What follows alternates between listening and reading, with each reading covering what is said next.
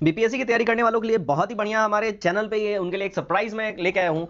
Total 19 years 19 सालों का question paper मैं आपके लिए यहाँ लेके आया हूँ। प्रीवियस ईयर, ठीक है, प्रीवियस ईयर 19 सालों का क्वेश्चन पेपर 1992 से लेके 2020 तक के क्वेश्चन पेपर यहाँ 66वीं बिहार लोक सेवा आयोग यानी बीपीएससी का आपको यहाँ क्वेश्चन मिलेगा। प्राइसेस इसके सिर्फ 150 रुपए रखे गए हैं। इस सारे के सारे 1900 प्रीवियस ईयर क्वेश्चन पेपर के पीडीएफ पाने के लिए हमें व्हाट्सएप कर सकते हैं। इस नंबर पर दिए गए नंबर व्हाट्सएप करें, फिर आपको बताया जाएगा पेमेंट डिटेल्स क्या है, कैसे करनी है। Hey everybody, welcome you all to mission competition. मैं राहुल गुप्ता आप सभी का स्वागत करता हूं। फ्रेंड्स, जैसा कि आप सभी जानते हैं, हमारा हर रोज 50 क्वेश्चंस आता है लूसेंट से, जिसमें कि हम polity, history, geography, current affairs सब कुछ इंक्लूड होता है, बिल्कुल एक क्वेश्चन पेपर की तरह। और आज का जो हमारा ये सेट है, ये होगा हमारा सेट नंबर 15। इससे पहले हमने 14 सेट कंप्लीट करवाया है। सभी का लिंक नीचे डिस्क्रिप्शन में दिया गया, वहां से आप जाके देख सकते हैं, अनटिल अनलेस अब तक आपने वो नहीं देखा है तो। ठीक है, चलिए बिना देरी के फटाफट से आज का जो ये सेट है हम स्टार्ट करते हैं। फर्स्ट क्वेश्चन हमारा, भारतीय संविधान में तीनों सूचियों से संबंधित व्यवस्था निम्नलिखित में से कहां से ली गई है। देखिए, ये जो व्यवस्था ली गई है ना, ये लिया गया है ऑस्ट्रेलिया के संविधान से। ठीक है, तो तीनों जो सूचियां हैं भारतीय संविधान, तीनों सूचियों से संबंधित व्यवस्था जो है ये लिया गया है ऑस्ट्रेलिया के संविधान से। ठीक है, चलिए नेक्स्ट की ओर बढ़ते हैं हम। क्वेश्चन नंबर 2, भारत के संविधान की 8वीं अनुसूची में कितनी भाषाएं हैं। भारत के संविधान की 8वीं अनुसूची में कितनी भाषाएं हैं, तो इनमें टोटल जो है 22 भाषाएं हैं। ऑप्शन नंबर सी हमारा करेक्ट हो जाएगा। 3 देखते हैं, भारत का राष्ट्रपति किस प्रकार के आपातकाल की उद्घोषणा कर सकता है। देखिए, भारत का राष्ट्रपति जो है ना, जो है यहाँ पे देखिए, भारत के राष्ट्रपति राष्ट्रीय आपातकाल की उद्घोषणा कर सकता है, राज्य में संवैधानिक आपातकाल की घोषणा कर सकता है और वित्तीय आपातकाल की उद्घोषणा कर सकता है। दैट मीन्स ये तीनों आपातकाल की उद्घोषणा कर सकता है। That means option number D is our correct answer. Question number 4 देखते हैं, भारत में संघ राज्य प्रशासन होते हैं। भारत में संघ राज्यों का प्रशासन होता है, कैसा होता है यहाँ पे पूछा जा रहा है। तो ये जो है देखिए, राष्ट्रपति द्वारा होता है। ठीक है, जो संघ राज्य होते हैं यानी यूनियन टेरिटरीज जो होते हैं, उनका जो प्रशासन होता है वो राष्ट्रपति के द्वारा चलाया जाता है। एक तरीके से आप बोल सकते हैं इनका एक रिप्रेजेंटेटिव होता है यूनियन टेरिटरीज में, जिसको लेफ्टिनेंट गवर्नर कहा जाता है। ठीक है, उपराज्यपाल कहा जाता है, जैसे कि दिल्ली में, जम्मू कश्मीर में। ठीक है, उसके बाद आपके और भी जो हमारे यूनियन टेरिटरीज हैं, लक्षद्वीप है, अंडमान निकोबार है, तो ये सारे जो हमारे यूनियन टेरिटरीज वहाँ पे लेफ्टिनेंट गवर्नर्स होते हैं। ठीक है, जिसको एलजी कहा जाता है। ठीक है, लेफ्टिनेंट गवर्नर। चलिए क्वेश्चन नंबर 5 देखते हैं, लोकतंत्र कार्य संचालन किसके अभाव में असंभव है। देखिए, लोकतंत्र कार्य संचालन जो है ना, ये राजनीतिक दल के अभाव में बिल्कुल ही नल है, बिल्कुल ही नहीं हो सकता है। 6 देखते हैं, लोकतंत्र में राजनीतिक दबाव समूह का कार्य क्या है। लोकतंत्र में राजनीतिक जो है दबाव समूह का कार्य ये है कि जनहितार्थ सरकार पर दबाव डालना, ताकि सरकार अपने कार्य को तरीके से करे। ऑप्शन डी करेक्ट हो जाएगा। नेक्स्ट देखते हैं क्वेश्चन नंबर 7, निम्नलिखित संविधान संशोधन में से कौन संसद में पक्ष परिवर्तन के लिए निषेध करता है। तो ये जो है संविधान संशोधन हुआ था 52वां, जिसके तहत ये प्रावधान लाया गया। ऑप्शन नंबर सी हमारा करेक्ट हो जाएगा। 8 देखते हैं, किसी क्षेत्र को अनुसूचित और जनजाति क्षेत्र घोषित करने का अधिकार किसके पास है। तो ये अधिकार है देखिए, राष्ट्रपति महोदय के पास है। ऑप्शन नंबर ए हमारा यहाँ सही हो जाएगा। नेक्स्ट देखते हैं क्वेश्चन नंबर 9, भारतीय संविधान के किस भाग में अल्पसंख्यकों के लिए विशेष प्रावधान किया गया है। तो भारतीय संविधान का जो वो भाग जिसमें अल्पसंख्यकों के लिए विशेष प्रावधान है वो है भाग 3। ऑप्शन नंबर बी हमारा करेक्ट हो जाएगा। ठीक है, चलिए नेक्स्ट क्वेश्चन को बढ़ते हैं। क्वेश्चन नंबर 10 क्या बोल रहा है इसमें, देखिए, निम्नलिखित अधिकारियों पर विचार कीजिए। यहाँ पे कुछ अधिकारी दिए हुए हैं, यहाँ पे मिलान करना है कि मतलब इनके रैंकिंग के हिसाब से। ठीक है ना, देखिए, तो रैंकिंग के हिसाब से अगर हम देखने जाएं तो यहाँ पे जो हमारा रैंकिंग आ जाएगा, देखिए, सबसे पहले भारत के मुख्य न्यायाधीश हो जाएंगे, एंड देन आफ्टर हमारे हो जाएंगे संघीय मंत्रिमंडल, ये दूसरे नंबर पे आ जाएंगे, ये 1 नंबर पे आ जाएंगे। देन आफ्टर हमारे हो जाएंगे मुख्य निर्वाचन आयुक्त, ये 3 नंबर पे आ जाएंगे। और हमारे हो जाएंगे 1 नंबर पे जो हो जाएंगे मंत्रिमंडल सचिव हो जाएंगे। ठीक है, तो यहाँ जो हमारा कूट हो जाएगा वो हो जाएगा ऑप्शन नंबर बी। चलिए नेक्स्ट क्वेश्चन की ओर मूव करते हैं। क्वेश्चन नंबर 11, भारतीय संविधान में संशोधन किस धारा के अनुसार होता है।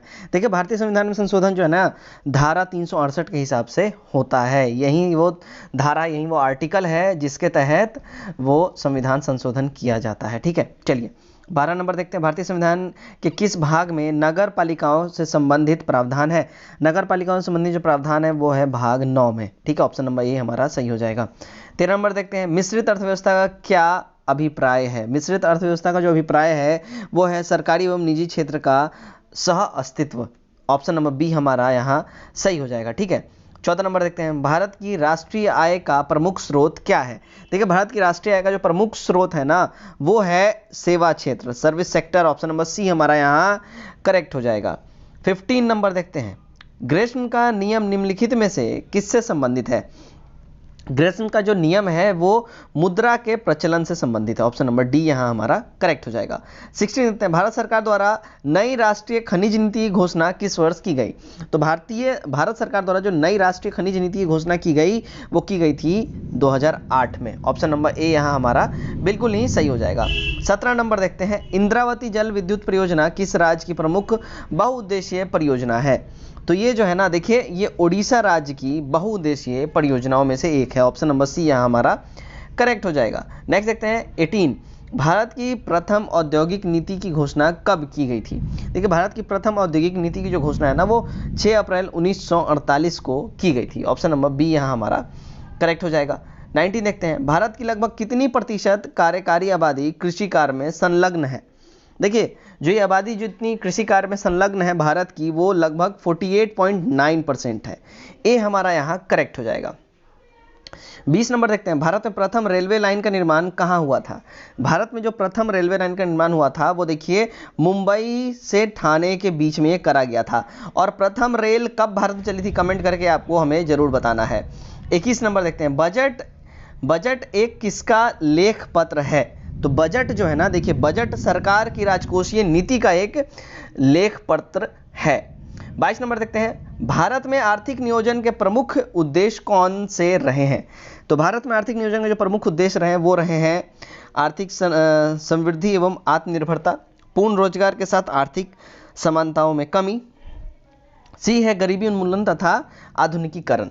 डी हमारा करेक्ट आंसर हो जाएगा, उपयुक्त सभी। ठीक है, चलिए 23 नंबर देखते हैं, अंतर्राष्ट्रीय व्यापार का प्रमुख प्रहरी कौन है? अंतर्राष्ट्रीय व्यापार का जो प्रमुख प्रहरी है वो है WTO यानी वर्ल्ड ट्रेड ऑर्गेनाइजेशन। ठीक है, चलिए 24 देखते हैं, शंकरलाल गुरु समिति का संबंध किससे है? देखिए शंकरलाल गुरु समिति का जो संबंध है ना ये है कृषि विपणन से। ठीक है, ये हमारा करेक्ट आंसर हो जाएगा। 25 नंबर देखते हैं, प्लानिंग एंड द पुअर पुस्तक के लेखक कौन है? देखिए प्लानिंग एंड द पुअर पुस्तक के जो राइटर हैं वो BS मिन्हास है। ऑप्शन नंबर बी हमारा सही हो जाएगा। 26 देखते हैं, भूगोल को एक अलग अध्ययन शास्त्र के रूप में स्थापित करने का श्रेय निम्न में से किस विद्वान को जाता है? तो वो जो विद्वान है वो है एरिस्टोस्थनीज। ठीक है, ऑप्शन नंबर ए हमारा यहाँ करेक्ट हो जाएगा, राइट। 27 देखते हैं, सूर्य के चारों ओर घूमने वाले खगोलीय पिंड क्या कहलाते हैं? देखिए सूर्य के चारों ओर जो खगोलीय पिंड घूमते हैं उनको हम ग्रह कहते हैं। ठीक है, क्या कहते हैं? सैटेलाइट्स, ग्रह। चलिए नेक्स्ट की ओर हम बढ़ते हैं। 28, सियाल सीमा नीफे के रूप में भूमि गर्भ का विभाजन किसके द्वारा किया गया? ठीक है, तो ये जो सियाल सीमा और नीफे ये जो तीन जो लेयर बनाए गए इसका विभाजन किसके द्वारा किया गया? किस इंसान ने इसका विभाजन किया? तो वो थे स्वेस। ऑप्शन नंबर डी हमारा करेक्ट हो जाएगा। ठीक है, 29 देखते हैं, पृथ्वी के धरातल के कितने प्रतिशत भाग पर महाद्वीपों का विस्तार पाया जाता है? तो पृथ्वी धरातल के लगभग 29.2% भाग पे ना महाद्वीपों का विस्तार पाया जाता है। 30 नंबर देखते हैं, निम्नलिखित में से कौन सा वृहत वृत्त का उदाहरण है? वृहत वृत्त का जो उदाहरण यहाँ पे है वो है भूमध्य रेखा। ऑप्शन नंबर सी यहाँ हमारा सही हो जाएगा। 31 देखते हैं, अंतर्राष्ट्रीय तिथि रेखा का निर्माण किस वर्ष किया गया? अंतर्राष्ट्रीय तिथि रेखा का निर्माण जो है देखिए 1884 में किया गया था। ऑप्शन नंबर सी यहाँ हमारा सही हो जाएगा। 32 देखते हैं, पृथ्वी के द्रव पदार्थों के घनीभूत हो जाने से बनी चट्टानों को क्या कहते हैं? तो ऐसे चट्टानों को हम क्या कहते हैं? तो आग्नेय चट्टान कहते हैं। ए हमारा सही हो जाएगा। 33 देखते हैं, भूकंप की उत्पत्ति से संबंधित प्रत्यात पश्चलन संदिग्धांत का प्रतिपादन किसने किया? तो इसका जो प्रतिपादन है देखिए रीड ने किया। ऑप्शन नंबर बी हमारा करेक्ट हो जाएगा। ठीक है, 34 देखते हैं, ज्वालामुखी के बारे में निम्नलिखित में से कौन सा कथन यहाँ पे राइट है, सत्य है? तो ज्वालामुखी के बारे में देखिए पहला जो कथन है, यह पृथ्वी की क्रस्ट एक नली होती है जिसके माध्यम से भूगर्भ की पिघलने वाली चट्टान तथा अन्य पदार्थ बाहर आते हैं। सही है बात। दूसरा है, अक्सर इनकी जो नली के चारों ओर गोल कीपाकार पहाड़ी अथवा पर्वतीय भाग का विस्तार हो जाता है। ये भी सही बात है।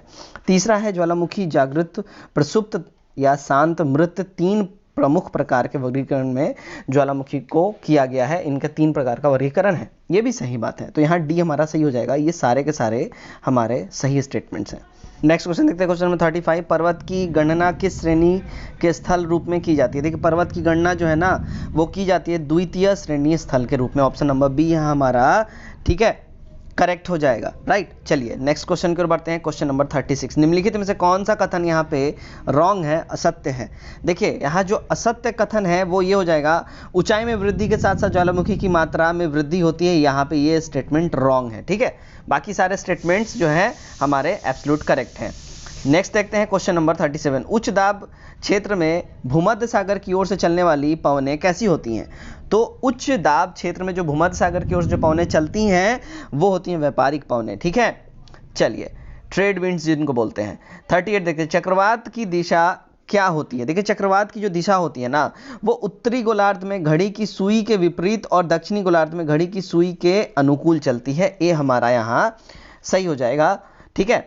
39 देखते हैं, ऐसे घने घुसड़ी बादलों को क्या कहते हैं जो वर्षा करते हैं? ठीक है, ऐसे घने घुसड़ी बादलों को क्या कहते हैं जो वर्षा करते हैं? तो ऐसे बादलों को जो है ना देखिए वर्षा स्तरीय मेघ कहते हैं। ऑप्शन नंबर बी हमारा सही हो जाएगा। क्वेश्चन नंबर 40 देखते हैं, विश्व की सबसे बड़ी मीठे जल की झील कौन सी है?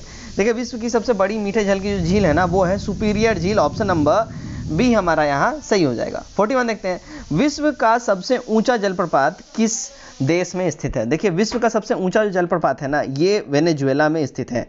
ये हमारा यहाँ करेक्ट हो जाएगा। 42 देखते हैं, पनामा नहर व्यापारिक दृष्टि से स्वेज नहर की अपेक्षा कम महत्वपूर्ण है, क्यों है ऐसा? देखिए वो ऐसा इसलिए है क्योंकि यहाँ घने आबादी देश का जो व्यापार पनामा नहर के द्वारा नहीं होता है, ठीक है।